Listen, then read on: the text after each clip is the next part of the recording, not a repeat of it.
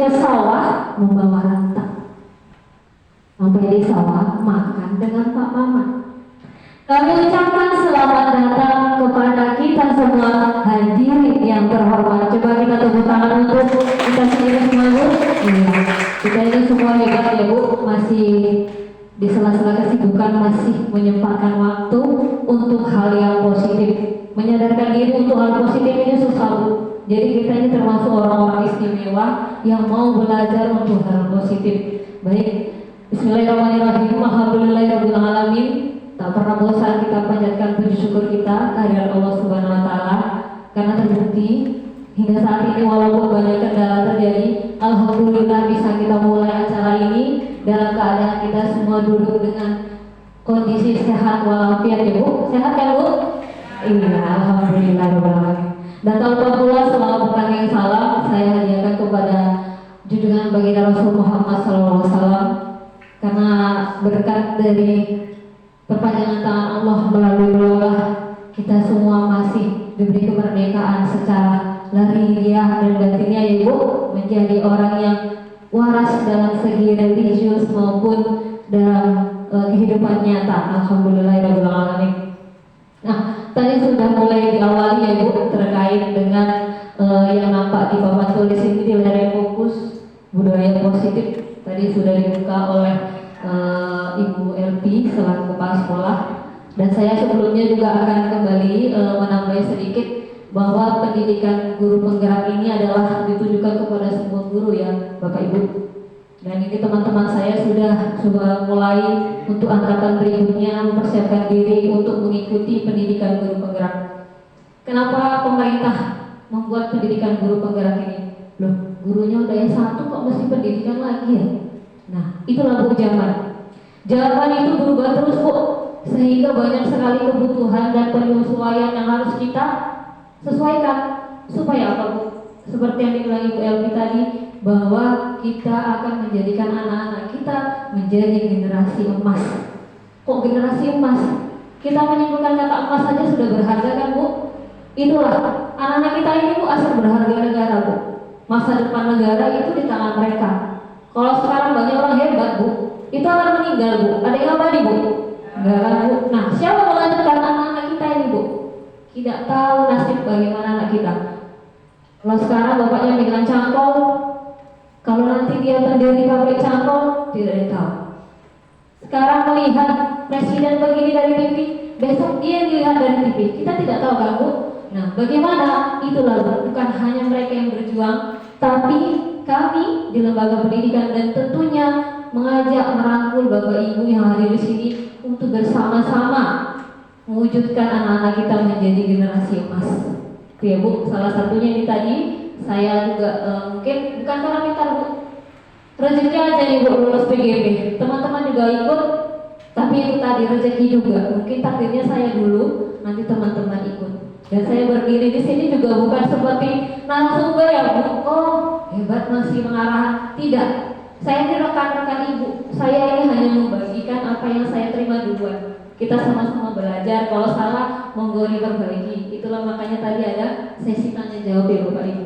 Boleh ditanya, kemudian dikoreksi juga boleh, tidak masalah, karena tidak ada manusia yang sempurna. Oke, baik ya, Ibu. Sebelum kita masuk materinya, sekali lagi ini adalah tentang budaya positif. Tadi sudah diarahkan Ibu Elvi dari kata budaya dan positif. Budaya adalah pembiasaan, positif adalah hal yang terbaik dari yang terbaik. Bu, udah tapi sekarang udah berbuat terbaik, berarti masih belum baik.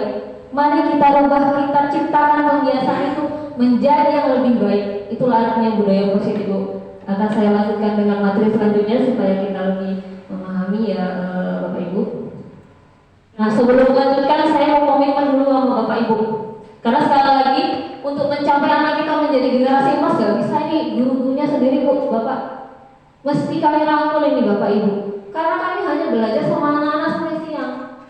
24 jam kami cuma mengambil waktu Bapak Ibu 8 jam paling lama. Sisanya siapa? Bapak Ibu. Jadi kalau misalnya ibarat pisau kami tajamkan, Bu, di rumah dibuat motong-motong batu, penyangga, Bu? Iya, nggak akan pernah bisa berhasil jadi pisau yang tajam. Itu tadi perlunya kita kolaborasi. Jadi di sini marilah kita sama-sama belajar, berkolaborasi bersama-sama, saling mendukung program-program yang ada dari sekolah, ya Bu. Kemudian mewujudkan disiplin positif di sekolah kita yang tercinta ini, ya Bu. Dan boleh nanti Ibu juga membudayakan di rumah, Bu. Itu makanya kami undang Ibu, Bapak yang ada di sini untuk mewakili, bisa menerapkan apa nanti yang sama-sama kita belajar, ya Bu. Oke, baik.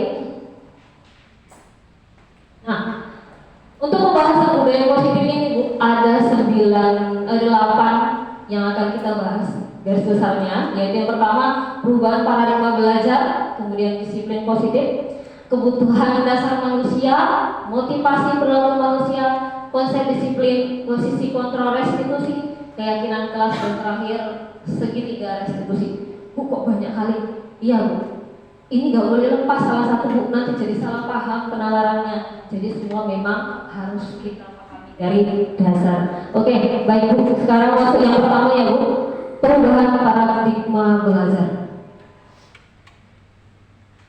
Oke, pembelajaran dengan paradigma baru. Maksudnya apa ini Bu, paradigma baru? Nah, ibu-ibu semua, bapak yang hadir, dan tentunya para ibu guru juga pasti sudah pernah belajar dulu kan Bu? Ya, pernah jadi murid kan Bu? Ya. Tapi juga dipahami Bu, diingat-ingat. Sama nggak pendidikan ibu dulu dengan anak sekarang? Tidak. Tidak ya Bu? Tidak. Kira-kira perubahannya berapa persen Bu? 98. Hampir 100 ya Pak? Ya. Iya, jadi ini orang tua yang dulu tidak seperti itu merasa, kok gini? Kok kayak gini? Loh, anakku kerja apa di sekolah? Kok gak piring? Kok bayar ini? Kok pergi keluar? Belajar di sawah-sawah itu ngapain? Belajar tuh yang pegang pulpen gitu toh Bu. Karena dulu ibu-ibunya begitu, gurunya juga begitu. Ya paling yang ibu-ibu guru yang baru ini, Bu Rika mungkin sudah mulai merasa perubahan. Kalau saya pun juga begitu dulu Bu. Pegang pulpen belajarnya dulu di kelas. Tidak ada itu jalan-jalan keluar, buat-buat masakan gitu lah di sekolah. Tidak ada Bu. Tapi sekarang Bu, begitulah Bu. Inilah namanya pendidikan dengan paradigma baru. Itulah tuntutannya sekarang. Anak kita memang seperti itu. Nah, jadi bagaimana itu Bu? Jadi pembelajaran dengan paradigma baru ini adalah pembelajaran yang berpihak pada murid, yang dirancang dengan prinsip berdiferensiasi sehingga siswa belajar sesuai dengan bakat dan minatnya masing-masing untuk mewujudkan profil belajar Pancasila. Yang ada nampak gambarnya Bu, itu ada 6. Jadi pemerintah buat ini, itu program ini, itu gurunya suruh belajar pendidikan ini, itu tujuannya supaya anak kita ini punya yang 6 ini Bu. Beriman, bertakwa kepada Tuhan Yang Maha Esa. Bu, sebentar Bu ya, potong Bu ya. Tolong dijelaskan, kami nggak paham. Jadi biar lancar terus pembelajaran dengan paradigma. Kami kan nggak tahu bahasa Italia. Paradigma itu artinya apa Bu? Kami kan nggak tahu. Oke Pak, oke baik. Jadi tadi masih tertahan loh, nggak nyambung jadinya nanti nggak ngerti gitu ya Pak? Iyalah. Oke. Jadi pembelajaran dengan paradigma baru itu paradigmanya seperti sistem apa? Sistem dari pemerintah yang mengikuti arus kebutuhan zaman. Itulah kira-kira paradigma bahasa kita Bu. Ya kan, kalau saya ini membahasakannya bahasa dipahami ya Bu. Bahasa ilmiah atau nanti bertanya lagi, opo menegu kan Bu. Iya, itu kira-kira seperti itu Bu. Jadi arah kita ini menuju paradigma baru pembelajarannya ini mencapai yang ini Bu. Oh, segala macam program sekolah, pemerintah, gurunya begini, begitu. Tujuannya supaya anak kita punya yang 6 ini. Itu yang pertama, beriman bertakwa kepada Tuhan, itu yang paling penting. Kemudian punya akhlak yang mulia. Kemudian anak itu mandiri, nggak tergantung sama orang lain. Kemudian bernalar kritis. Selanjutnya kreatif, bergotong royong, dan berkebinekaan global. Ini sebenarnya kalau mau saya jelasin bisa, tapi kita kayaknya fokus materi ya Bu, mengingat waktu. Ya, jadi 6 poin ini lah Bu yang mau diupayakan. Tapi yang paling penting, kenapa ada pendidikan guru penggerak ini? Kami guru-guru menjadi agen perubahan Bu. Kami tarik sebagai orang-orang menjadi tim yang merubah model pembelajarannya. Bagaimana Bu? Kalau dulu modelnya komando ya Bu, Ibu dulu kan belajar begitu ya. harus begini, kerjakan begini begitu. Gurunya anak menurut. Kalau sekarang Bu, ini Bu, berpihak pada murid, kebahagiaan murid, kepentingan murid, kemauan murid Bu. Ini sekarang Bu tuntutan pemerintah sama guru.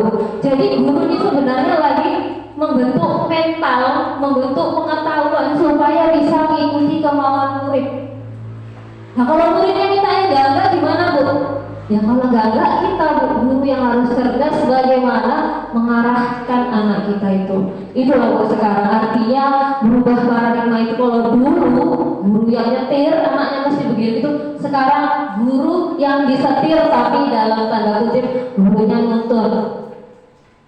Bu, aku pelajaran Ibu maunya Bu pengalamanku aja lah ceritain. Ayo, mau begitu nak? Ayo memang nyari. Yang ini Bu, kalau bisa ceritakan Bu tentang sekolah kita. Oh ya, ayo. Itulah guru sekarang Bu, nuntun muridnya. Tidak lagi seperti dulu. Itulah yang namanya paradigma pembelajaran yang baru. Oke, selanjutnya Ibu. Ya, kembali ke tema kita tadi budaya positif. Jadi yang mau kita budayakan ini Bu, disiplin positif. Nah, di situ dapat dilihat ya Bu. Dalam budaya kita disiplin itu tindakan seseorang kepada orang lain yang tujuannya supaya orang itu patuh kepada kita. Gitu toh? Ibu di rumah buat disiplin sama anak gitu gak Bu? Tujuannya ya kita ngomong dia patuh. Ya kan Bu? Nah, tentu yang kita bilang yang bagus kan begitu. Kemudian ini cenderung maknanya dengan tidak nyaman. Lah kita seperti kita Bu. Contohnya ini hal kecil ya Bu. Bayar uang OSIS. Banyak yang nyaman, tapi ada juga yang tidak nyaman. Lu mintanya nggak usah bayar apa-apa toh ya. Ya kan Bu? Walaupun seperti itu, karena itu sudah kedisiplinan sekolah, masih terasa tidak nyaman. Karena berjuang untuk membayar walaupun nilainya kecil. Itu tadi lah disiplin itu ya. Kemudian sebagai guru, ini khusus Bapak Ibu guru ya, tujuan kita menciptakan murid yang memiliki disiplin diri dan mereka berperilaku sesuai dengan kebajikan universal, memiliki motivasi secara intrinsik bukan ekstrinsik. Nah, jadi disiplinnya di sini Bu, maksudnya anak kita itu bisa membiasakan dengan kebajikan universal. Nilai kebajikan itu nilai-nilai yang baik. Contohnya Bu, di rumah nilai baik itu apa? Apa Bu? Bantu pekerjaan orang tua. Itu artinya apa? Sayang ya Bu. Nah itu juga salah satu nilai kebajikan. Dan banyak lagi nilai kebajikan yang bisa kita ketahui. Dan ingin anak kita punya itu semua. Jadi caranya apa? Mendisiplinkan ini. Tapi bagaimana? Itu ada kata intrinsik Bu. Intrinsik itu artinya dari dalam diri. Ekstrinsik dari luar. Kalau dari luar kita setir Bu, begini. Nak pulang jam 6. Nak kalau udah nggak pulang jam 6, awas. Tak tokok kayak pakai setir. Pernah gitu Bu? Ya. Ada ancaman Bu di belakang. Itu Bu, mereka disiplin dari omongan orang tua itu karena ekstrinsik tadi Bu. Mau kita dari dalam diri kesadarannya Bu mau disiplin. Karena itu akan kekal Bu. Mau siapapun di sekelilingnya, mau siapapun di hadapannya, tetap disiplin, nggak goyah. Itu yang mau kita upayakan Bu. Dari sekolah dan dari lingkungan keluarga tentunya. Ya Bu ya. Kemudian di sana disiplin positif adalah upaya untuk menciptakan disiplin dengan tujuan menumbuhkan kesadaran untuk memberdayakan anak melakukan nilai kebajikan papasan. Ini tadi sudah saya jelaskan ya Bu ya. Kita lanjutkan. Nah, sebelum kita menjadi orang di sekeliling anak kita yang menuntun supaya bisa disiplin, kita harus tahu ini dulu, kebutuhan dasar manusia. Mungkin kebutuhan Ibu dalam mengangannya duit, sego, banyu, listrik ya Bu. Nah, kita sekarang bicara ke jiwa kita dulu, kebutuhan apa. Nah, semua tindakan yang dilakukan manusia adalah bentuk upaya pemenuhan kebutuhan. Tindakan apapun Bu, mau yang positif, negatif, itu tujuannya karena dia memenuhi kebutuhannya. Kebutuhan apa Bu manusia itu Bu? Nih, ada 5 kebutuhan dasar manusia. Yang pertama, bertahan hidup. Kemudian kebutuhan kasih sayang dan minta diterima. Kemudian yang ketiga, butuh akan kebebasan.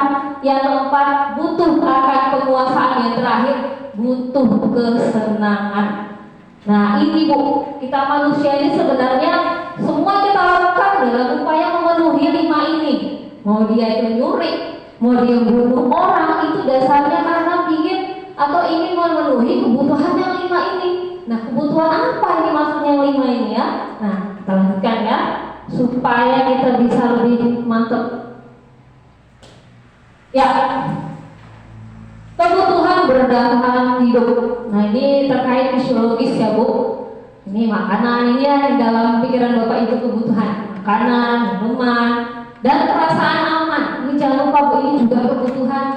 Di rumah misalnya, rumahnya jendelanya masih belum ada jejak, sementara maling sudah melanglang buana ke pelosok dunia.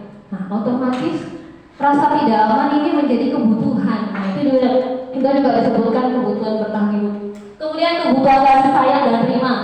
Kebutuhan ini untuk memberi kasih sayang dan butuh kasih sayang. Kemudian mereka ingin diterima. Diterima ini dalam kelompok banyak ya Bu. Bisa di keluarga. Ada gak Bu yang keluarganya mungkin satu keturunan gapur? Maaf ya Bu, ada? Bukan gapur, mungkin kurang senang-senang. Atau mungkin antara anak kita dengan sepupunya kurang cocok. Nah, itu Bu, mungkin dia ingin masuk ke lingkungan yang tidak cocok tapi tidak tahu caranya. Nah, ini bisa menimbulkan tindakan yang menjadi upaya dia memenuhi kebutuhan kasih sayang. Nah, itu ya Bu. Kemudian ketiga, kebutuhan kebebasan. Di sini anak mungkin dia butuh mandiri. Aku maunya gini loh, dengerin apa? Mak, aku maunya gini loh, dengerin. Bu, aku maunya belajarnya gini, dengerin. Nah, tindakan mereka untuk niatnya seperti ini butuh bebas, berekspresi maksudnya ya Bu. Ini bisa timbul tindakan-tindakan yang kita anggap adalah kenakalan. Padahal ini adalah bentuk upaya mereka memenuhi kebutuhannya sebagai kebutuhan kebebasan. Kemudian yang keempat, penguasaan. Nah ini, kekuatan untuk mencapai sesuatu, menjadi kompeten, terampil, diakui atas prestasi. Nah, makanya Bu, kalau anak-anak pulang nggak rapot Bu, sehingga ranking 5, kok turun? Kemarin ranking 3, ini ranking 5. Nah, di situ Bu nanti muncul kebutuhan dia Bu untuk ini Bu, penguasaan itu. Bisa jadi dia cari perhatian supaya dianggap hebat. Nah, Bapak Ibu juga begitu Bu. Banyak tindakan yang dilakukan anak-anak supaya mereka itu dilihat, oh dia mampu loh, oh dia ternyata bisa. Nanti ada aja kelakuan anak untuk memunculkan bahwa dia butuh ini loh, butuh diakui loh, seperti itu. Ya Bu, jadi kita di sini diarahkan untuk bisa mengatasi tindakan anak dalam rangka memenuhi kebutuhan ini. Kemudian terakhir adalah kesenangan. Mencari kesenangan, bermain dan tertawa. Bapak Ibu dulu belajar di sekolah, rajin ketawa apa rajin merengut? Rajin ketawa apa rajin merengut di kelas? Iya. Nah sekarang Bu, gak boleh anak tuh harus bahagia di kelas, sehingga tempat favorit dalam hidupnya itu kelas. Itu targetnya Bu. Makanya ada pendidikan guru penggerak itu maunya digerakkan sekolah ini, sekolah menjadi tempat favorit dalam hidup sang anak. Bahkan keluarganya nomor 2, kelas yang paling penting. Kenapa? Karena anak bahagia belajar di dalam. Begitu juga untuk ibu di rumah, menjadikan lingkungan keluarga itu jangan sampai anak ini mencari kesenangan di luar. Mintanya dia itu lebih senang di dalam rumah. Jadi tidak salah tindakan ya Bu. Perantaukan Bu, anak-anak itu lebih senang sama kawannya daripada sama keluarganya. Nah, kita buat pertanyaan dalam diri kita, kenapa masih cari kesenangan di luar? Nah, itu ya Bu. Begitu juga dengan Bapak Ibu. Kenapa anak itu suka bosan dan memilih tidak sekolah? Nah, itu ada salah satunya kebutuhan akan kesenangan. Lanjutnya Ibu. Ya, supaya paham ini ada kasusnya Bu. Ada kejadiannya supaya kita mengerti. Ibu Akbar ini guru kelas 2 SD, jadi mempunyai satu murid namanya Doni. Dia bingung karena Doni ini asik ngambil botol temennya saja. Hari-hari nyuri botol temennya aja dengan paksa Bu, bukan minta, ngambil. Nah, ini pertanyaannya, menurut Anda Kira-kira alasan Doni itu melakukan perbuatan itu untuk apa? Pasti banyak ya Bu. Nah, kita kalkulasikan, lalu kita kaitkan dengan kebutuhan 5 tadi. Ini masuk kemana Doni ini berbuat seperti ini? Di rumah pernah nggak gitu Bu? Main sama tetangga. Sini-sini berebut mainan. Pernah nggak Bu? Sering. Nah, ini bisa dikaitkan kemari ya Bu. Nah, kita lihat.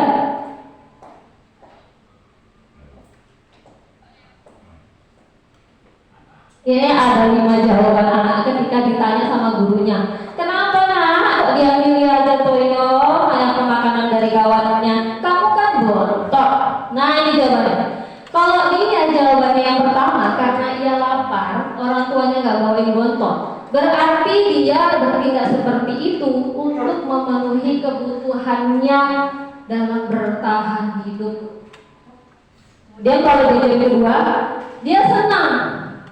Temannya itu memperhatikan dia karena dia buat seperti itu. Tahu masih dipanggil sini.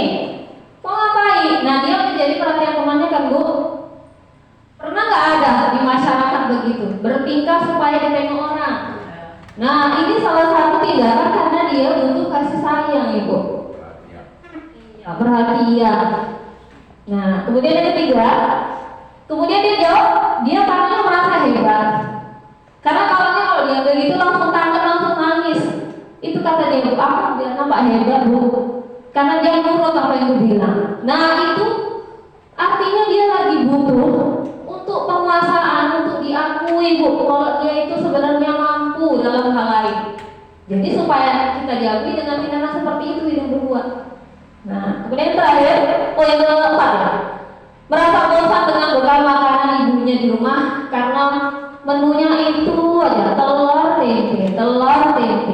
Temennya datang bawa ayam, bawa bakso, bawa sayur. Jadi yang lain-lainnya itu dia pilih dia. Nah kalau dia seperti itu berarti dia ingin bebas, nggak mau dengan yang itu saja, ingin berekspresi, ingin hal yang beda. Tandanya saja seperti itu, misalnya bontot Bu, kok nggak dimakan? Kenyang. Besok, kok gak dimakan kenyang? Loh, gak dikasih satu kok kenyang. Bisa jadi Bu, ini kebutuhan yang keempat yang perlu dipenuhi. Artinya kita ganti yuk menunya Mak, yang baru loh. Itu yang di YouTube itu loh Mak dimasak. Bisa Bu? Bisa. Begitu juga dengan Bapak Ibu guru. Mungkin suruh masuk kelas gak mau. Kenapa? Gitu-gitu aja ngajarnya. Berarti apa ini perlu kebebasan, berekspresi, gantilah Bu, jangan gitu aja cara ngajarnya. Nah itu harus kita mengerti ya Ibu, membaca arti tindakan dari anak. Yang terakhir, dia katanya senang aja nengok kawannya nangis, kawannya takut itu senang. Aku nggak pengen botolnya, pokoknya aku nengok dia nangis senang aja Bu. Ada nggak gitu Bu? Ada. Ya misalnya kakak adik, kau mau gangguin adiknya tuh deh, dia nggak apa-apa, senang aja aku biar kok dia nangis Mak. Pernah nggak gitu Bu? Iya kan, mungkin Bu guru juga sering. Nggak ada, ini lebih sering dengar ibu ini. Ngapa nak digangguin nak? Nggak apa-apa men. Kenapa? Lucu kali dia kalau udah nangis men. Nah, inilah dia kebutuhan yang kelima Bu. Artinya dia butuh senang di lingkungan itu. Kalau belajar mungkin ibu bisa menerapkan hal-hal yang bisa menyenangkan dalam pembelajaran sehingga dia tidak beraksi seperti itu untuk memenuhi rasa senang. Kalau ibu di rumah mungkin hal yang menyenangkan, jangan asik dimarahi aja. Kue balik terlambat, kok lu mau nih maghrib baru balik. Asik di rumah digituin aja. Maka dia mencari kesenangan di luar Ibu. Nah itulah tindakan yang bisa dilakukan. Jadi kita harus bisa paham membaca arti tindakan anak kita Bu. Kemudian selanjutnya, ya motivasi perilaku manusia. Selain kita tahu kenapa dia begitu untuk kebutuhannya, dalam upaya untuk memenuhi kebutuhannya, nah apa penyebab dia melakukan itu? Di sini ada kata motivasi dalam manusia. Jadi motivasi itu dorongan, pemicu dia kayak gitu apa ya? Yang mempengaruhi itu apa ya? Jadi di sini ada 3 motivasi manusia itu berbuat, mungkin di ibu sendiri juga, di bapak ibu sendiri juga. Kenapa ya aku begini? Bisa ditengok. Motivasi apa yang membuat aku seperti itu? Nah, ini ada 3. Yang pertama, menghindari rasa tidak nyaman atau dihukum. Kemudian mendapat imbalan atau penghargaan. Yang terakhir, menginginkan untuk menghargai diri sendiri dengan nilai kebajikan. Ini yang pertama, menghindari tidak nyaman atau dihukum. Ini contohnya di konteks sekolah, nanti boleh Ibu ini kaitkan dengan di rumah juga untuk Bapak Ibu orang tua. Murid melakukan disiplin diri karena takut dihukum. Jadi kalau kita tengok anak udah disiplin Bu, kita tengok dulu dasarnya Bapak Ibu guru. Ini kenapa ya? Ini nurut karena pengen dihukum, takut karena dihukum atau gimana? Ini ngerjain PR karena takut dihukum atau gimana? Ini anakku tak suruh pulang jemput kok tumben-tumben. Ini kenapa ya? Karena takut tak gimbal, tak ambil kuncinya, tak ambil HP-nya, macam mana? Nah, itu perlu kita tahu. Kemudian kedua, mendapatkan imbalan penghargaan. Murid melakukan disiplin diri karena dipuji atau dikasih penghargaan. Nah, di sini dia untuk Bapak Ibu guru, kita juga harus bisa membaca kenapa anak itu menurut dengan disiplin sekolah itu karena apakah karena dipuji, ada imbalannya, ada penghargaannya. Nah, ini perlu kita tahu. Antara dua ini Bu, yang tidak nyaman kemudian mengharapkan penghargaan, pujian, ini merupakan motivasi yang keluar dari luar dirinya. Jadi dia berbuat karena orang lain. Orang lain ini bisa takut dihukum, pengen dikasih penghargaan. Nah, ini dua Bu. Ini saya rasa Bapak Ibu guru, anak-anak kita ini banyak poin 2 ini ya Bapak Ibu. Takut dihukum Bu. Iya. Banyak. Takut dihukum, pengen dipuji, ya Bu ya. Nah, inilah. Kemudian terakhir ini Bu, murid melakukan disiplin diri karena sadar akan nilai kebajikan. Ini artinya motivasi dalam diri. Dia pengen, aku pengen disiplin, makanya datang pagi-pagi. Aku pengen jadi anak rajin, makanya ngerjain PR. Nah, ini dalam diri. Inilah yang terbaik Bu, motivasi yang paling terbaik dan berjangka panjang apapun kondisinya tetap begitu. Inilah Bu, maunya anak ini punya motivasi ini. Sadar, oh aku harus jujur. Aku harus menghargai orang lain. Nah, ini yang perlu kita tanamkan kepada anak. Karena selama ini, yang ini ya Bu, takut dihukum, pengen dipuji. Nah, kita bergeser dulu berupaya untuk anak itu berubah karena dari dalam diri. Oke Bu.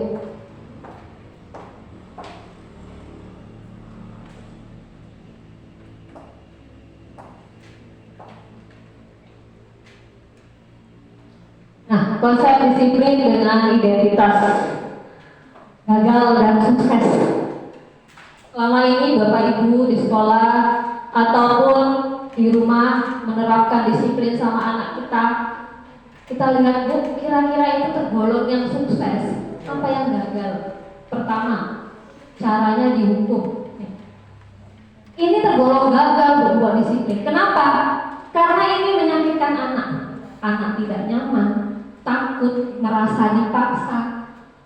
Murid jadi tukang berbohong, menyembunyikan sesuatu. Kemudian anak jadi rendah diri.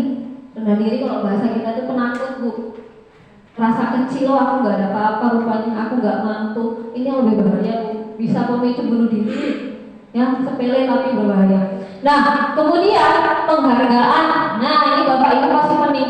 Penghargaan kok gagal ya? Selama ini kan dikasih hadiah, anak jadi nurun ngerjain PR. Anak itu tak kasih pulsa, kalau bagus PR-nya dikerjain terus, mama kasih pulsa 100.000 1 minggu. Lah, Bu, dikerjain kok Bu PR-nya? Kok gagal? Nah, kita lihat kenapa bisa digolongkan gagal. Kita ngasih penghargaan sama anak. Tentunya kasih hadiah, ranking. Nah, tuh. Tidak efektif. Kenapa tidak efektifnya Bu? Artinya anak itu berbuat hanya karena dikasih. Coba, nah, kerjain PR-nya. Gak ada dibilang mau dikasih pulsa, kerjain gak Bu? Nah, banyak mungkin yang besar tidak. Bapak Ibu, kalau nilainya bagus, Bapak Ibu kasih nilai bagus 9. Coba gak dibilang gitu Bu? Bapak Ibu guru yang udah di lapangan, kira-kira ngerjakan Bu, kalau nggak ada yang bela-bela dikerjakan nggak tugas-tugasnya? Ya, senyum itu sudah melambangkan, ya, pahamlah. ya kan? Jadi artinya ternyata penghargaan itu nggak efektif buat anak itu disiplin. Nah, terus dapat merusak hubungan.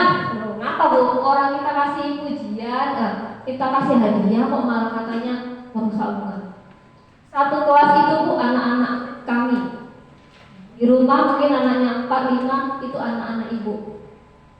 Ibu pernah perhatikan nggak kalau ibu puji anak ibu di depan anak lain, wajahnya cemana yang satunya? Nggak nangis bu, lihat aja matanya. Senyum tapi berkaca-kaca, ya kan? Apa artinya bu? Berarti dia merasa terbandingkan, merasa disisihkan, merasa dianggap Mary. ya Mary bahasa gaulnya kata bapaknya Bapak Nabila. Itulah dia bu. Itu makanya dibilang bisa merubah hubungan. Bisa jadi yang tidak dipuji bu bisa benci dengan orang yang puji tadi. Pernah anaknya ngomong begini, bu, aku siap PR. Semalam dia dibilang bagus, aku enggak. Dia dimoten, aku enggak. Pernah enggak bapak ibu? Ya. Dan konteks lain banyak ya bu yang seperti itu. Dan bapak ibu di rumah, mak, aku juara ini piro 5. Mak, aku semalam menang loh, mak ini 5. Kakakmu tengok juara 1. Itu artinya bisa rasa benci anak kepada ibu atau bapaknya karena hal itu bu. Pujian itu merusak hubungan, itu artinya. Kemudian yang ketiga, mematikan kreativitas. Ini penting bu. Merusak kreativitas itu artinya anak itu kalau kita puji-puji, dia berbuat, berpikir gimana caranya aku dipuji. Tiba dia tidak dipuji bapak ibu, males. Kok suruh mikir, bergerak aja males, ngomongkan aja males. Benar gak bapak ibu?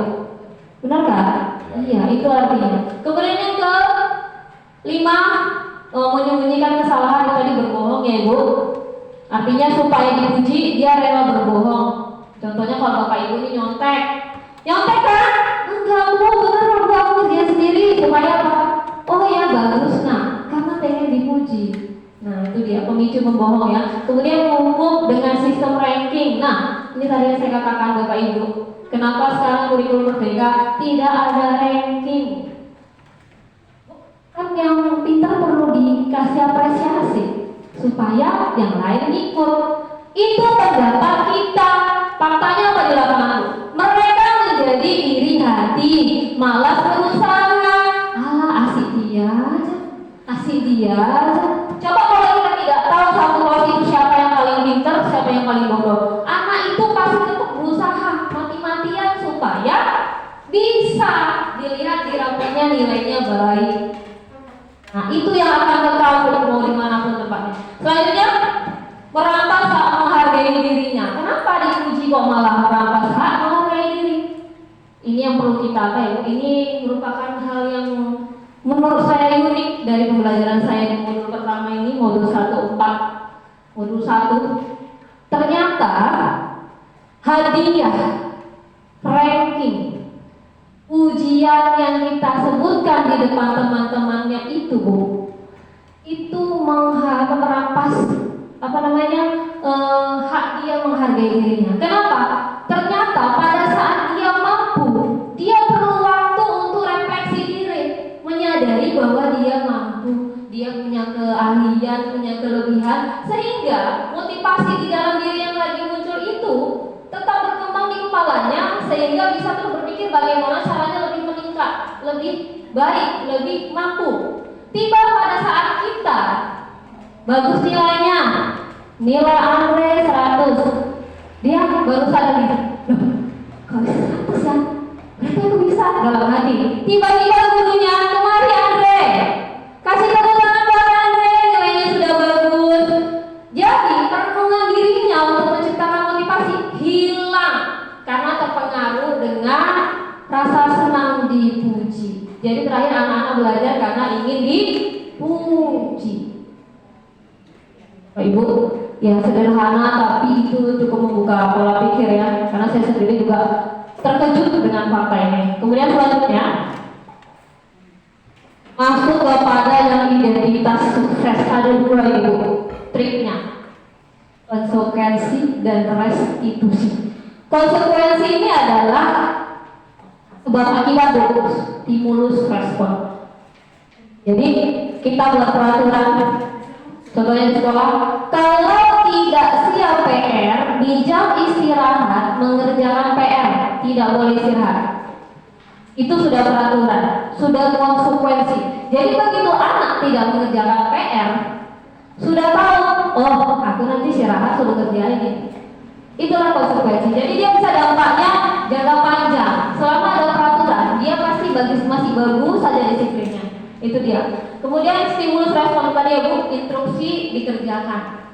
Jadi anak ini masih menurut. Nah, kemudian perlu monitoring lanjutan. Jadi anak ini harus tengok terus, karena sudah ada peraturan Bu, tetap aja yang merengkel. Di rumah buat peraturan Bapak Ibu, tetap aja ini dari yang orang anaknya ada yang merengkel, 3 nurut 1 merengkel. Iya nggak Bu? Iya. Banyak cerita abang adik lain loh Bu ini. Ya kan? Itu dia. Kemudian selanjutnya murid menghormati peraturan ya. Karena nggak tahu ganjarannya apa kalau tidak menuruti, anak otomatis. Kenapa Ibu? Mau bertanya? Oh tidak? Oh, kita lanjutkan Ibu.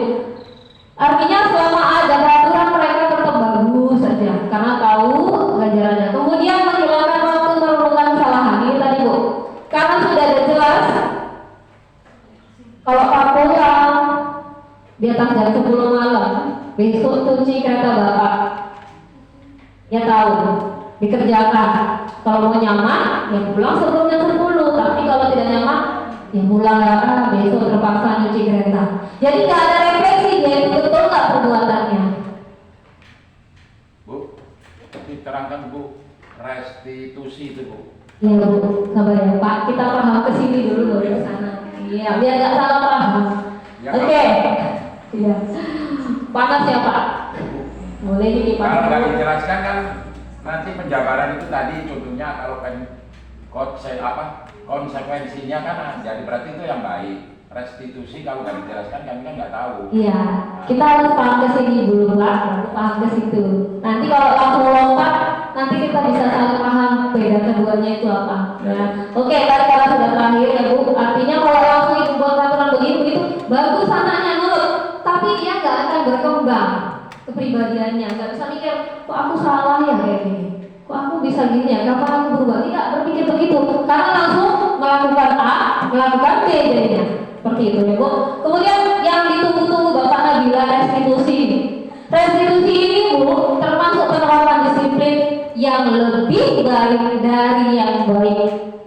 Kita pahami ya Bu, karena tujuan kita intinya di sini adalah penerapan restitusi ini. Murid bertanggung jawab atas perilakunya, fokus pada pembacaan masalah, menghormati dirinya, kemudian memegang kendali atas dirinya, kemudian bersemangat memperbaiki diri. Jadi intinya di sini teori ini, restitusi ini adalah bagaimana membimbing anak tanpa dihakimi, tanpa didikte harus gini harus gitu, anak-anak bisa mikir. Oh, kalau aku salah begini, mikir harus jalan keluar seperti apa ya?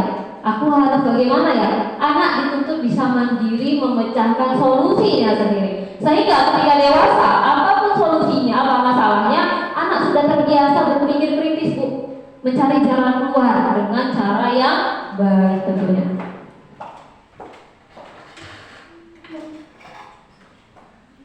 Ya, pendekatan restitusi sebuah cara menanamkan disiplin positif kepada murid. Jadi restitusi ini adalah kata para ahli psikologi ini Bu ya, Bosan ini tahun 2004 di bukunya mengatakan bahwa proses ini, restitusi ini menciptakan kondisi untuk murid memperbaiki kesalahan mereka sehingga mereka kembali ke kelompoknya dengan karakter yang lebih bagus.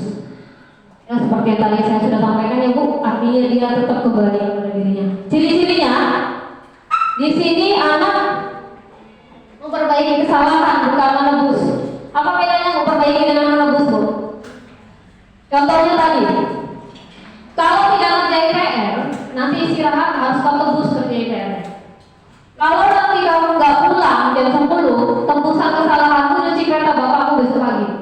Itu malah yang konsekuensi Bu. Kalau dia restitusi, dia dibimbing gini, oh berbagai kesalahan, kamu sekarang pulang jam 10, kamu tidak mengerjakan PR, Gimana caramu supaya kelakuan ini tidak terjadi lagi, kamu jadi lebih baik. Anak dipikir untuk berpikir seperti itu, Bu. Nah, nilai restitusi. Kemudian memperbaiki hubungan. Berbagai hari ini hubungannya seperti ini. Kita dengan anak jadi tidak benci, Bu.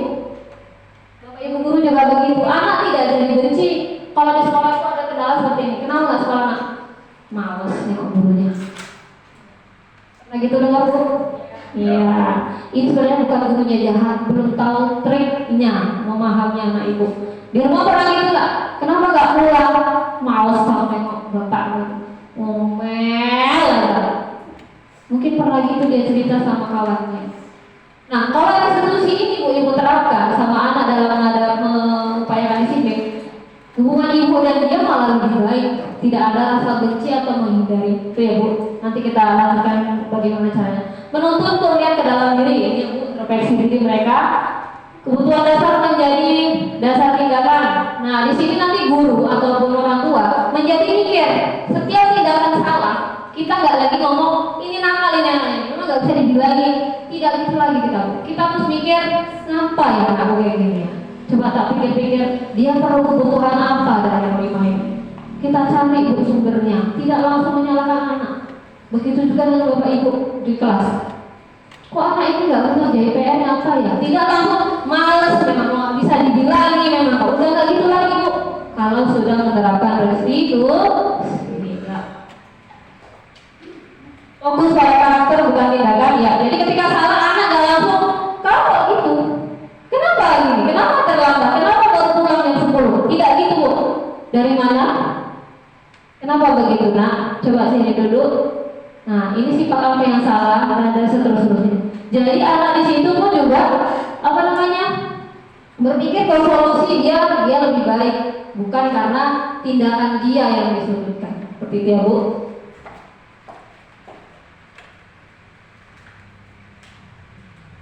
Nah ini Bapak Ibu dan Ibu yang di rumah mengatasi anaknya bisa melihat dari kalimat-kalimat ini perbedaan dari ketiganya. Kalau di hukuman biasanya gurunya ngomong begini.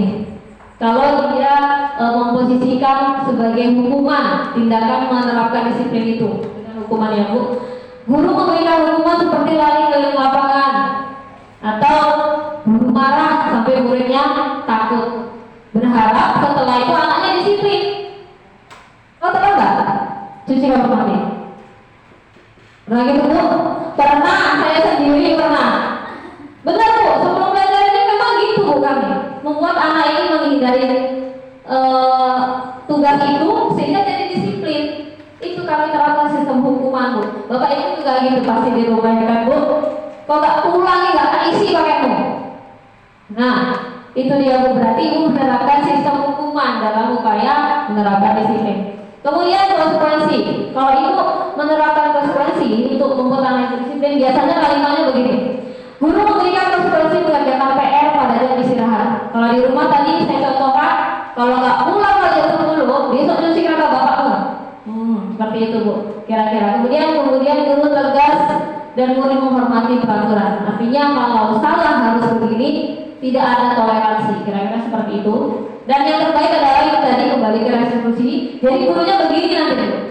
Guru nanyakan keyakinan kelas. Kemudian dia kembali pada diri atas apa yang dilakukan. Kemudian guru terbuka, murid menghormati diri dan orang lain. Jadi nanti ada pembuatan keyakinan kelas, kita cukup ingatkan. Ingat Nak keyakinan kelas kita apa aja? Pantas nggak kamu begini? Cocok nggak? Enggak. Sekarang tebus kesalahanmu, perbaiki dengan cara apa? Jadi Bu, keyakinan kelas ini nggak di sekolahnya Bu. Di rumah pun Bu, habis makan siang nonton TV. Yuk kita buat peraturan ya di rumah. Tapi bahasanya keyakinan. Ya Bu, nanti kita bahas di materi keyakinan. Nah, perlu untuk restitusi menerapkan atau membuat keyakinan kelas itu.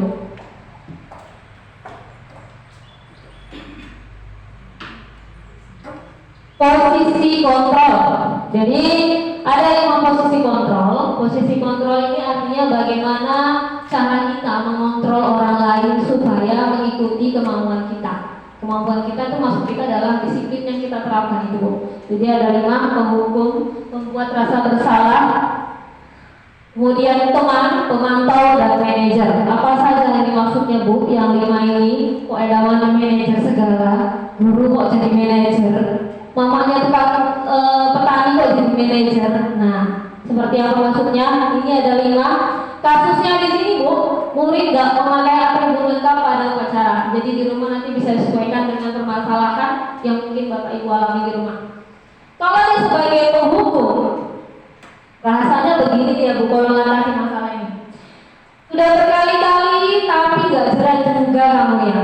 Sekarang keliling apa? Nah begitu Bapak Ibu guru, pernah? Ya, itulah Bu namanya proses perbaikan diri ya Bu. Nah, ini menganggap bahwa menghukum itu bisa disiplin dengan cara ini bahasanya.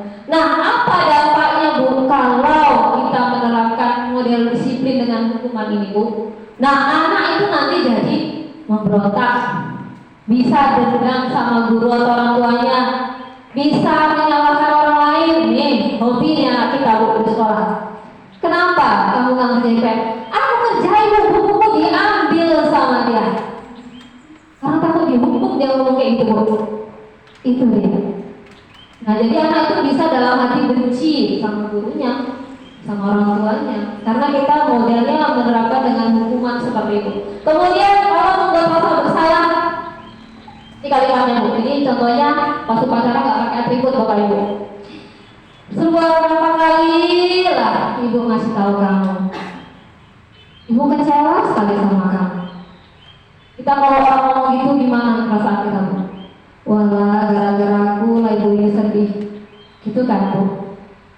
Atau kok Twitter mantep loh nih, aku kesel loh. Cara kamu nggak tepat waktu. Orangnya dengar tuh pasti, wah kasihannya gara-gara aku lah Ibu ini jadi sedih. Itu artinya membuat anak menjadi merasa bersalah dengan harapan cara itu bisa nurut dan disiplin, gitu ya Bu. Di sini anak bagaimana kalau kita buat seperti ini? Nih, anak-anak jadi suka berbohong, suka melawan, suka menyembunyikan kesalahannya. Kenapa? Karena nggak tega sama yang ngomong, gurunya, orang tuanya. Jadi upaya dia menutupi atau mengobati rasa kecewa gurunya dengan cara itu tadi, berbohong, menyangkal perbuatan salahnya, kemudian menyembunyikan kenyataannya. Selanjutnya kalau kita sebagai teman sama anak kita, sama murid kita Ibu. Nah di sini biasanya bahasa kita ini, ayolah nah, buatlah mama bangga, buatlah bapak ibu guru bangga. Oke lah, kali ini gak apa-apa ya, jangan diulangi. Pernah ngomong itu Bu? Di rumah? Buatlah mamanya bangga nah. Ayolah nah, juara ya, rajin ya, bangga nanti ibu sama kamu. Pernah? Itu artinya ibu posisinya sebagai teman sama anak ibu. Terus bagaimana dampaknya sama anak? Anak itu ya jadi ketergantungan. Mungkin anak nurut. Karena banyak, oh ibu itu macam kawan sama muridnya. Kalau gitu ngomong nurut aja anak. Pernah gitu tahu Bu? Atau sama abangnya, ini kalau dihubungi abangnya ini baru nurut ini. Karena dia kawan abangnya menganggap dia seperti kawan. Tidak ada batasan, merasa dia anak itu, abang ini paham aku, guru ini paham aku. Tapi apa dampak negatifnya? Di sini anak tergantungan. Kalau SD, kalau ini misalnya guru SMP mungkin bertukar-tukar gurunya. Kalau SD ini bahaya. Nanti dia senang dengan guru kelas 3 karena posisinya sebagai teman sama anak. Tiba gurunya ganti di kelas 4 dengan guru yang tidak memposisikan sebagai teman. Apakah anak seperti itu saja nurut disiplin? Tidak, jawabnya Bapak Ibu. Makanya teman ini belum efektif sebagai posisi yang kita ambil untuk menerapkan disiplin. Kemudian sebagai pemantau, pemantau ini kalimatnya begini, kamu sudah melanggar peraturan sekolah, kamu sudah paham konsekuensinya. Nah, kalau gurunya menerapkan atau ibu bapak di rumah menerapkan sistem konsekuensi buat aturan, kalau kau begini nak, kamu ngerjakan ini. Kalau kamu tidak siap PR, kamu harus begini. Kalau kamu terlambat, harus begini. Udah disepakati. Itu pasti nurut Bu. Tapi bagaimana dampaknya? Inilah kalau kita menerapkan itu kita artinya sebagai pemantau Bu di situ bagi anak-anak kita. Nah, dampaknya anak ini menyesuaikan bila dia wasi. Artinya kalau dia terlambat, kalau gurunya nengok baru ya Bu terlambat. Kalau nggak yang sebagai mantap. Kalau Bapak Ibu begitu, aku udah di rumah belum ya? Enggak, pulang lagi, pura-pura tidur, udah pulang nggak? Dari tadi, Mak. Karena kita tidak mengawasi. Jadi dia dulu kita tengok, kita perhatikan. Kalau kita lengah, meleset lagi anak kita dari kedisiplinan itu. Kemudian terakhir, manajer, ini loh yang kita harapkan dari proses restitusi kita sebagai manajer.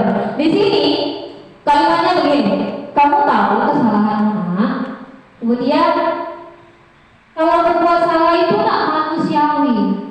Nah, sekarang coba pikirkan bagaimana caranya kamu memperbaiki kesalahan kamu. Anak gak marah, anak diajak pikir dewasa untuk cari solusi atas perbuatan yang dia lakukan.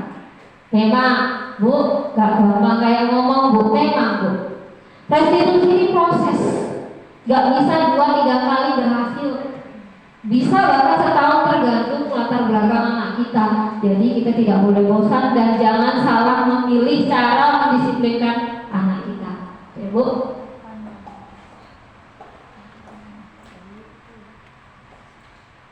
Ya, di layar saya katakan dalam upaya penerapan restitusi Bu, kita harus punya dulu keyakinan kelas. Ini nanti untuk yang udah migrasi ke SD atau Bapak Ibu yang jadi wali kelas, bolehlah sebelum Ibu nerapkan nanti restitusi atau posisi Ibu sebagai manajer bagi anak-anak, dibuat dulu keyakinan kelas supaya ada pejakan kita untuk membuat koridor bagi anak kita bertindak. Begitu juga Bapak Ibu yang di rumah pernah, atau saya tanya dulu coba untuk Bapak Ibu yang di rumah, kalau guru itu sering buat peraturan, Bapak Ibu di rumah buat peraturan nggak untuk anak? Atau kalau salah aja ditegur gitu? Ada. Buat juga. Ada berapa Bu? 4, 5, 6? Yang disepakati artinya anak tahu kalau dia salah buat gini, dia harus begini. Itu namanya peraturan. Atau buat peraturan nggak boleh pulang sekolah langsung dolan, pulang dulu ganti baju. Atau yang lain. Buat nggak Bapak Ibu di rumah? ya. Ya, alhamdulillah. Berarti Ibu ini udah bisa jadi guru ya sebenarnya. Ya, manajer bagi anak-anaknya di rumah, dan kami manajer di sekolah. Jadilah anak kita yang berprofil Pancasila yang 6 tadi. Ya alhamdulillah ya Bu, mantapkan aja ini berarti. Nah, boleh tambah Bu, masih ada akuanya Bu, Bu Tami, masih ada akuanya. Mungkin sudah habis, boleh ditambah ke Bapak Ibu. Nanti pipis-pipis aja. Ada kamar mandi. Lanjut Bu. Oke, keyakinan kelas. Kalau Bapak Ibu mungkin sedikit berbeda atau bingung, tapi sudah ada peraturan. Kenapa ada keyakinan kelas? Apa bedanya sih Bu dengan peraturan kelas? Toh peraturan itu menyusun anak untuk disiplin. Nah, kita baca. Keyakinan kelas merupakan nilai-nilai kebajikan universal yang disepakati secara tersirat, lepas dari latar belakang suku, negara, atau agama. Kita tunggu Bapak ya. Kayaknya kok nggak fokus ini. Oke ya. Nah, jadi keyakinan kelas ini Bapak Ibu guru perlu kita buat di kelas supaya apa? Ada alarm pengingat. Loh, begitu nak lupa keyakinan kelas kita, lupa ya. Oh iya, aku udah setuju. Berarti tidak boleh begitu. Apa bedanya dengan peraturan? Bedanya kalau peraturan itu terbatas.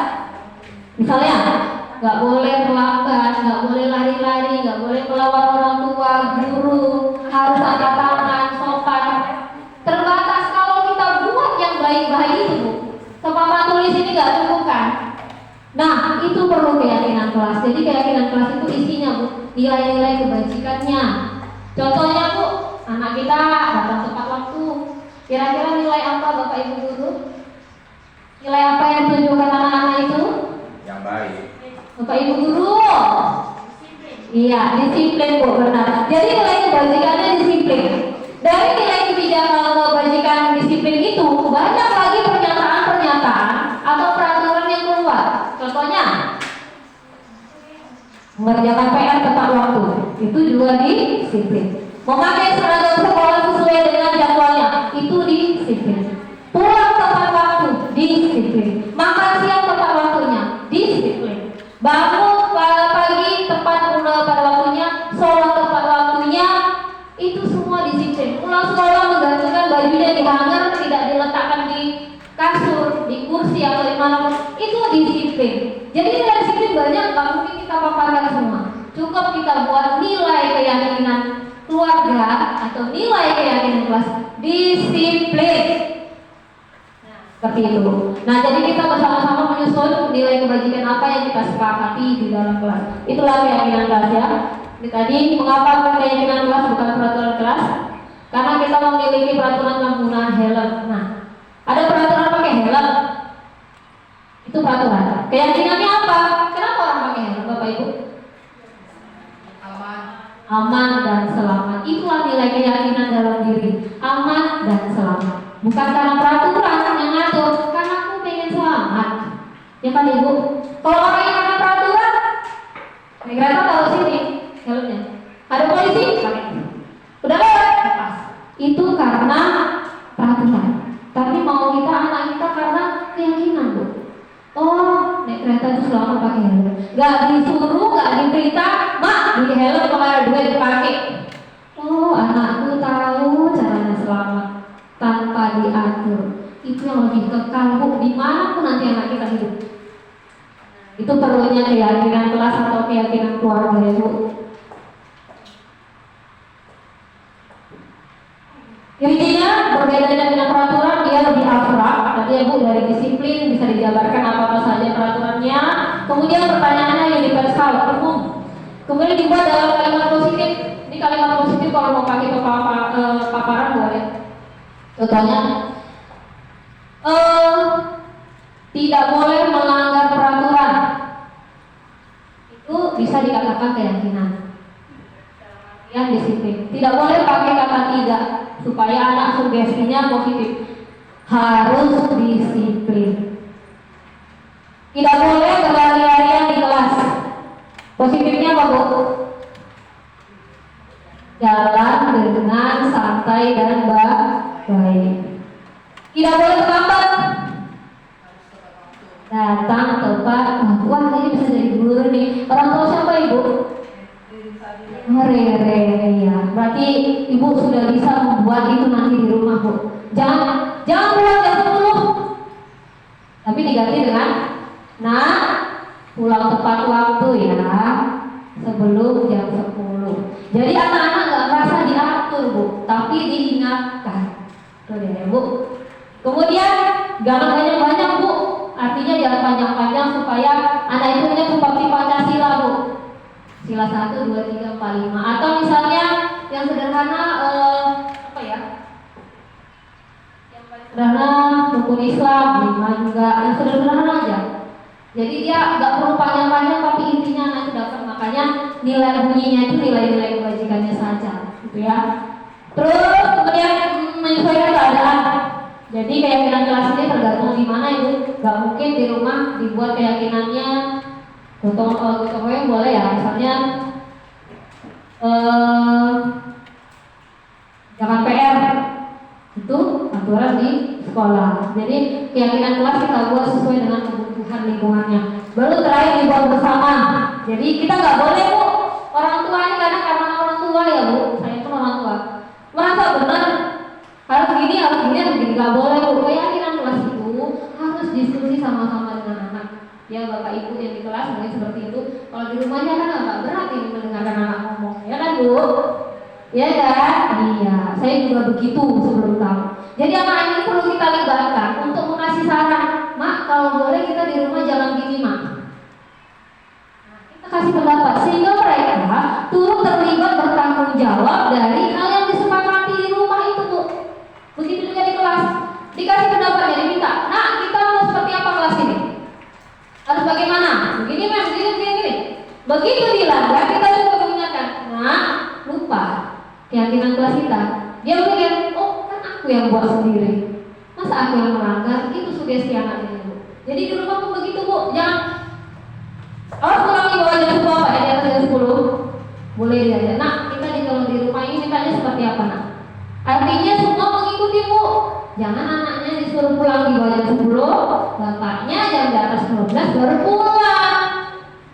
Atau mamanya dari nonton keyboard misalnya, atau nyumbang, harus konsekuen dengan keyakinan yang dibuat bersama. Jadi anak pun merasa dihargai.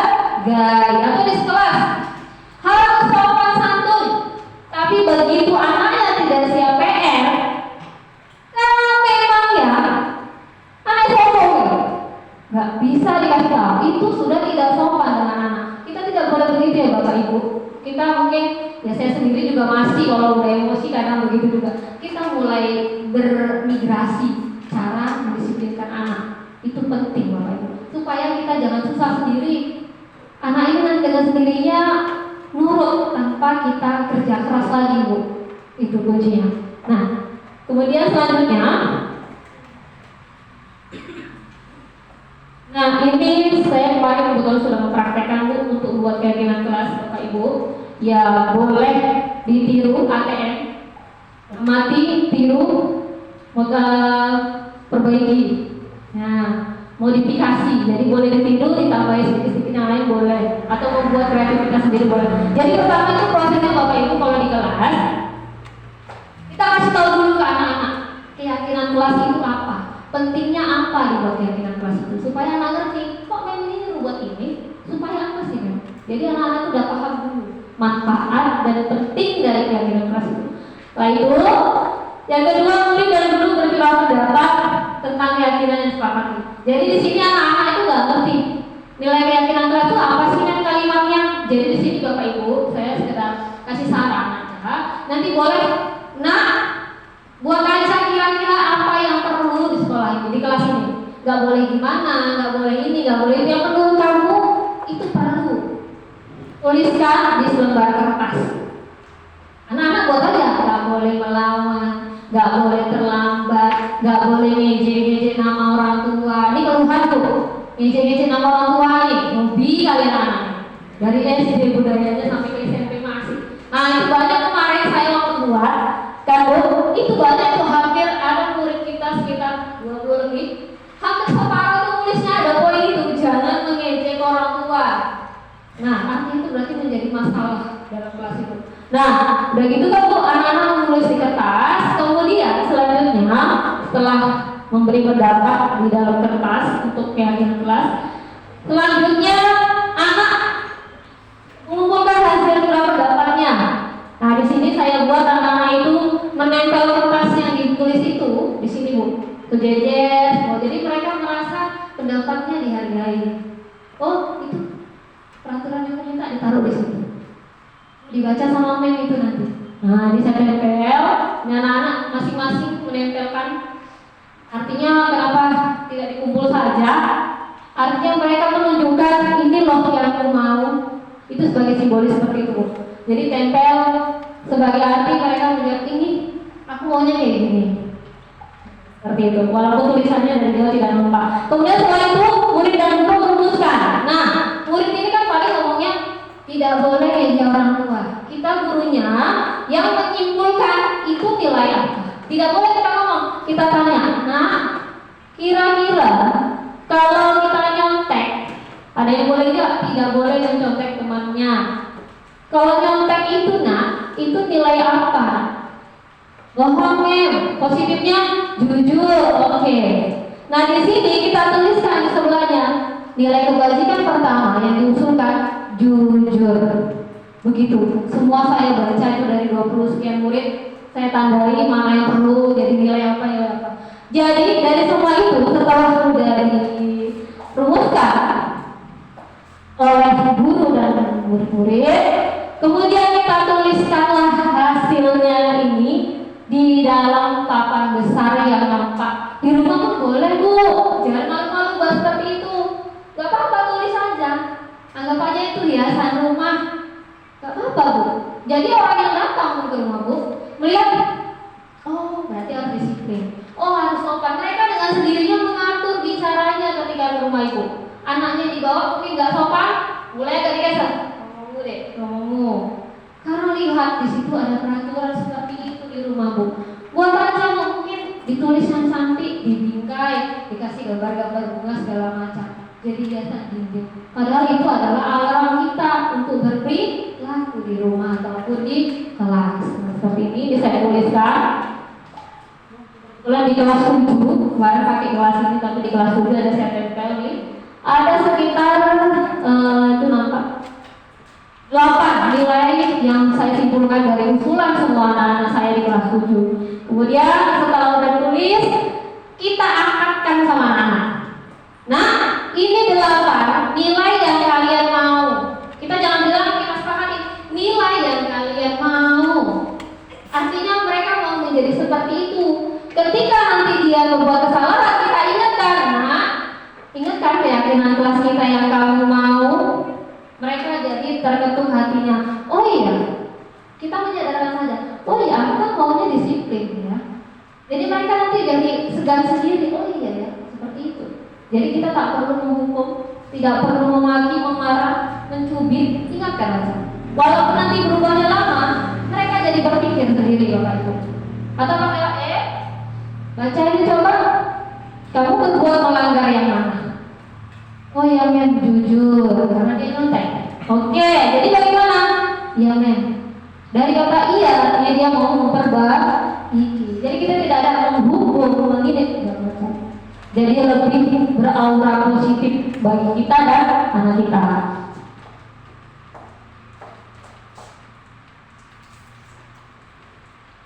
Nah, ini hasil keyakinan kelas sebagai dokumentasi. Ini rencana saya mau cucikan, saya tempel di kelas, tapi karena anak-anak udah mulai kelas 8, jadi saya perlukan juga nilainya.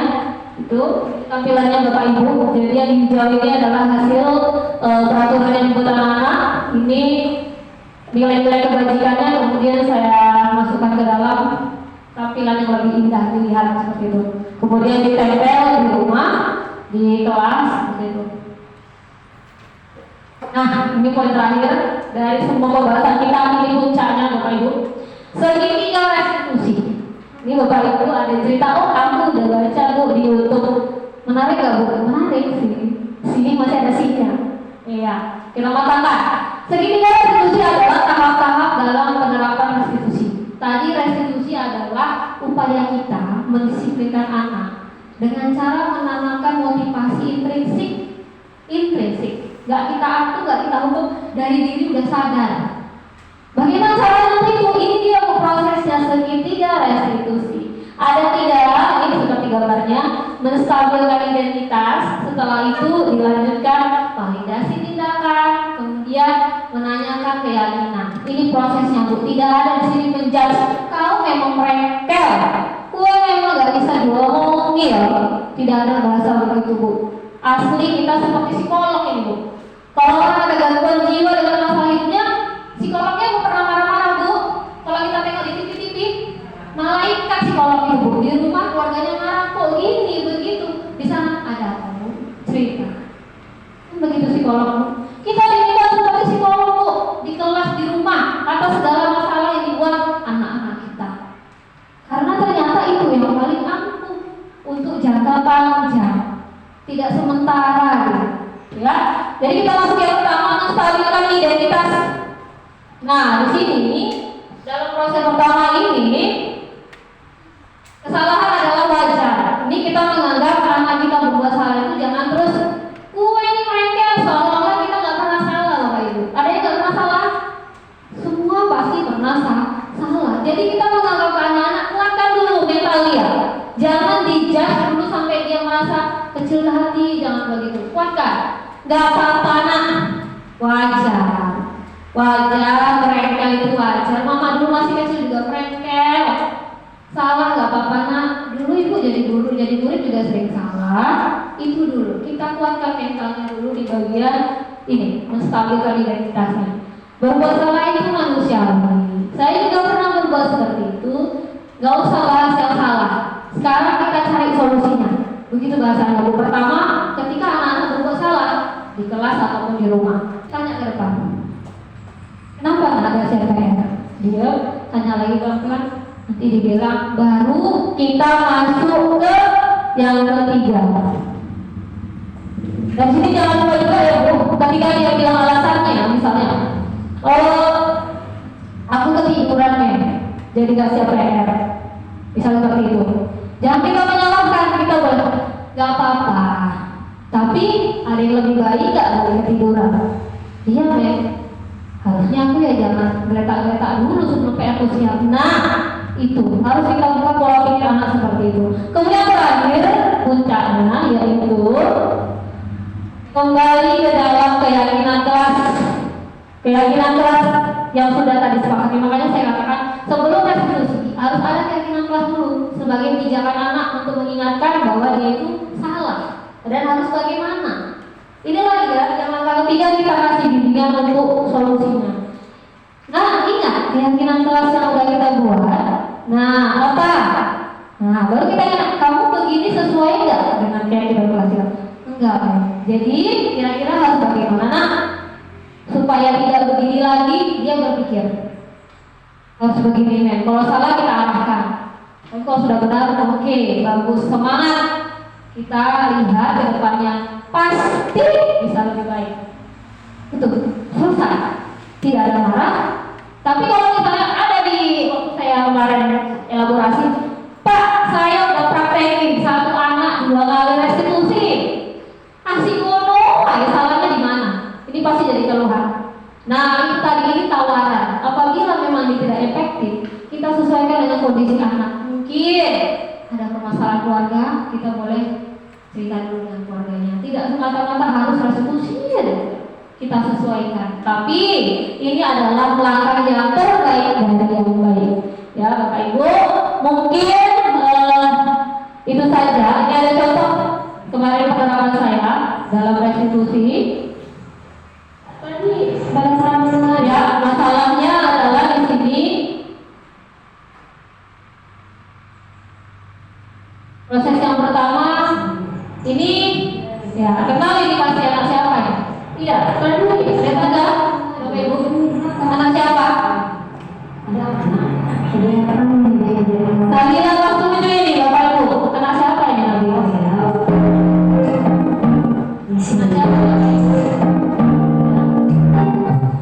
Ya, di sini dia sebenarnya ini bukan terjadi ya Bapak.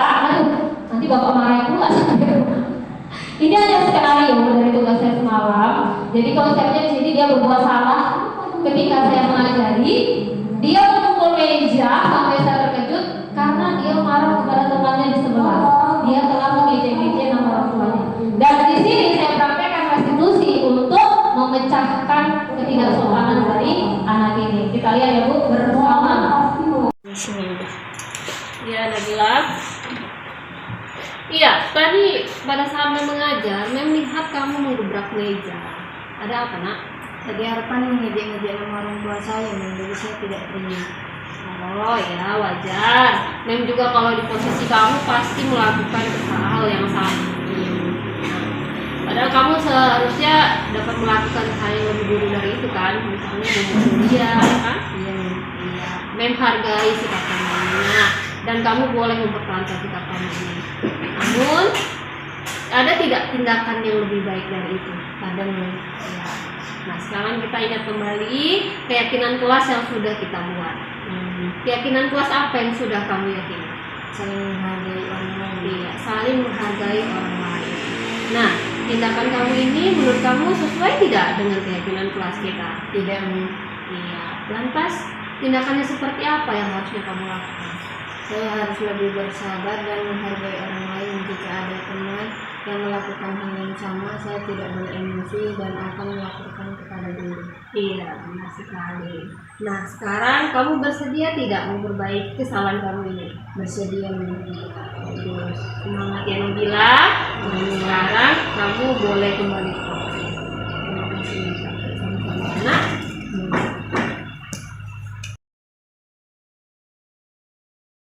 Di sini yang mau saya tanyakan, konsep disiplin dengan identitas gagal itu ada 2. Yang pertama hukuman, yang kedua itu ada penghargaan. Yang mungkin sampai dengan saat ini masih banyak guru-guru menerapkan penghargaan. Karena apa? 1, hasilnya langsung nampak. Ya kan Bu? Ayo cepat kerjakan. Siapa yang cepat tak pandai. Itu contoh salah satu. Cepat hasilnya dikumpul. Nah, karena saya menerapkan itu juga. Gitu. Siapa yang cepat berarti anak pandai, ayo anak